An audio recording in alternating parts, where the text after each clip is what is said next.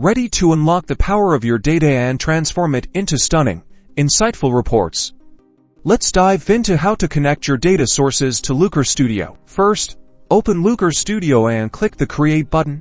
Then select Report to start a new project. You will be prompted to add data to the report, which is our primary goal. Now you need to choose a connector. Looker Studio offers a wide variety, from Google Analytics and Sheets to Ads and BigQuery. Select the one that holds the data you want to visualize. After selecting a connector, you will likely need to authorize access to your data. Follow the prompts to grant Looker Studio the necessary permissions to read your data. This ensures a secure connection. Once authorized, configure your data source. Pay attention to field types, numeric, text, date, and aggregation methods like sum, average, or count. These settings are crucial for accurate reporting. To create even more comprehensive dashboards, blend multiple data sources. Looker Studio allows you to combine data from different platforms, providing a holistic view of your business performance. Encountering issues? Don't worry, Looker Studio provides troubleshooting resources to help you resolve common connection errors. Check your permissions, data source settings, and try again.